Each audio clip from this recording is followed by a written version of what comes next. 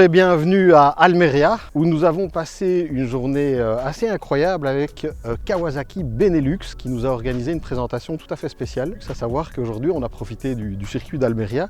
On était 5 journalistes et il y avait 3 motos disponibles.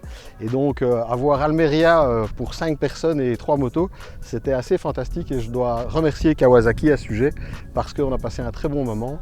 Bon, on va en revenir à la moto, à savoir que nous sommes ici face à la Kawasaki ZX6R, mais c'est une ZX 636R. Historiquement, en fait, Kawasaki a toujours développé un modèle 636 cm3 pour avoir un petit peu plus de couple et une version 600 cm3 qui était réservée et spécialement homologuée plutôt pour la course et spécialement pour le World Super Sport. Cette moto évolue parce que, évidemment, d'abord c'est une moto qui on fête les 40 ans de la Ninja. Et je trouve que ce coloris est fantastique. Alors la moto existe aussi en vert et en noir, mais celle-ci est vraiment superbe. Et donc cette moto, elle est là depuis un bout de temps. Moi j'ai commencé la piste, la ZX6 était déjà là. Au niveau motorisation, ils ont principalement travaillé sur la norme Euro 5+, qui sera obligatoire à partir de l'année prochaine. Et donc ils ont dû retravailler ce moteur en conséquence. Pour arriver à ça, forcément, on doit faire des concessions. Alors il est vrai qu'elle a perdu 1 ou 2 chevaux, mais elle est toujours aussi coupleuse. Alors ils ont dû retravailler le moteur, la boîte à air est plus grande, l'arrivée d'air est différente, l'échappement a dû être travaillé. Enfin bref, le moteur a dû être revu de A à Z, principalement pour la norme Euro 5. Et ils ont essayé d'améliorer au maximum, mais dans la bagarre contre l'Euro 5+, ils ont perdu 2 chevaux. Pour être plus précis, ça fait 124 chevaux en statique et 129 avec le ram air, donc l'air forcé. Au niveau, je dirais, ergonomie et look, la moto a pas mal changé. Moi, je la trouve quand même vachement belle. Je me répète, mais ce coloris est superbe. Ils ont un petit peu changé la position au niveau des guidons bracelets. Le carénage est différent. On va dire qu'il y a de l'aéro. Enfin, c'est un grand mot. On va dire qu'il y a effectivement, de là où je suis, on peut voir que le carénage amène de l'air différemment. Les entrées d'air sont différentes. Ils ont essayé d'un petit peu revenir au look de la ZX10 pour l'avant, et que moi personnellement j'aime beaucoup la ZX10. Je trouve que l'avant est particulièrement bien réussi.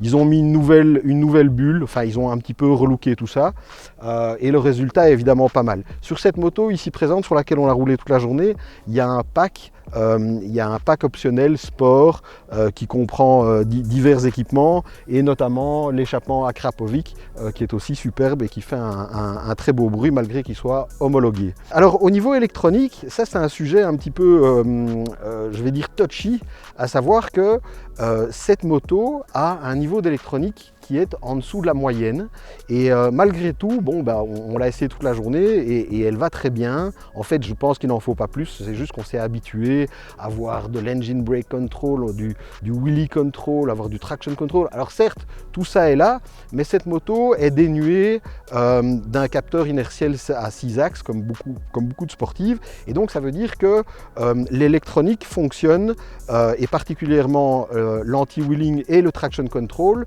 sur base des données apportées par l'ABS, en fait les 2 capteurs, et donc la vitesse à laquelle tourne la roue arrière et celle de l'avant, et donc c'est ça qui gère le traction control. Donc on va dire que le traction control est, je dirais, certainement un poil moins fin que ces fameuses motos avec le boîtier inertiel. Néanmoins, ils ont développé cette moto et ils l'ont gardé à un tarif qui est vraiment intéressant, à savoir qu'on peut avoir la version normale, verte ou noire, à partir de 11 799 €. Et c'est un tarif relativement contenu. Ça marche très bien, cette moto marche parfaitement.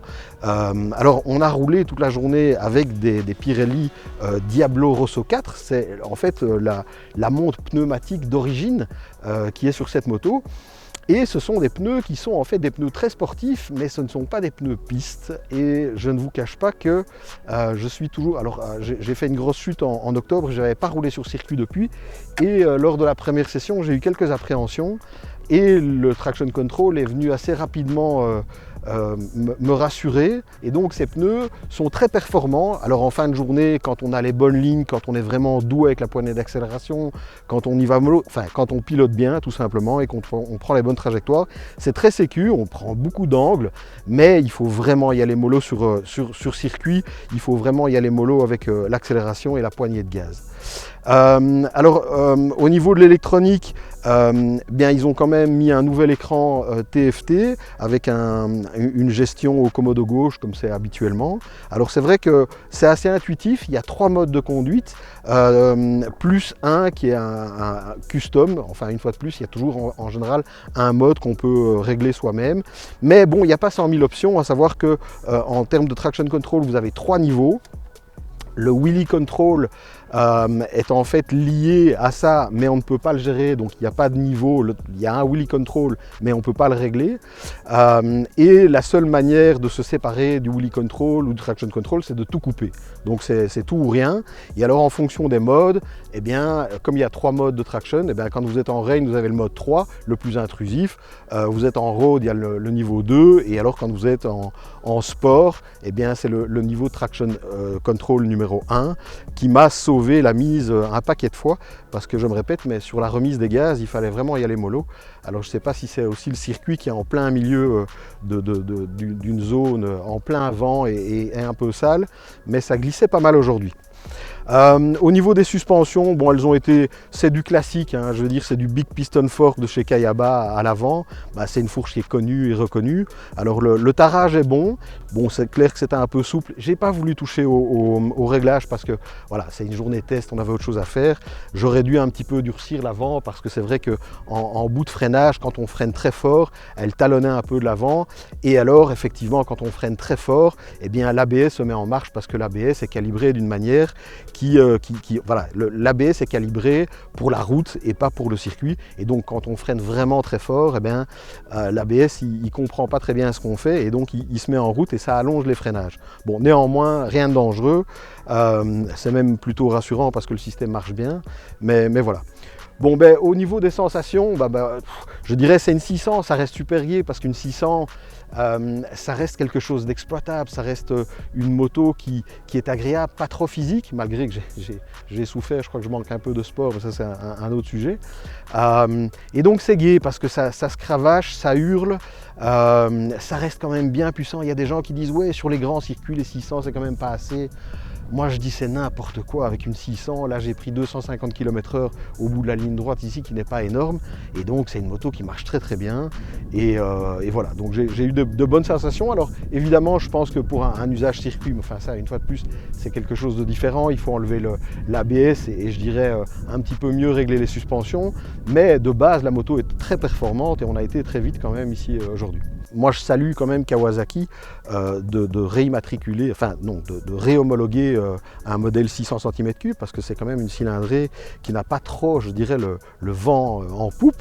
Néanmoins, Kawasaki continue à développer des modèles un petit peu en dehors de la norme, à savoir que j'ai essayé cet hiver, enfin l'année passée, la ZXR 400, il y a la 300 qui fait le championnat, on a toujours la 600, on a la 1000, donc je dirais que c'est quand même la marque qui détient le plus de sportives et le plus de cylindrées différentes dans sa gamme et je salue cet effort parce qu'il y en a pour tout le monde et c'est vraiment bien. Voilà, je pense vous avoir tout dit à propos de cette moto. Je remercie Kawasaki Benelux pour cette fantastique journée et je vous dis à très bientôt pour un nouvel essai.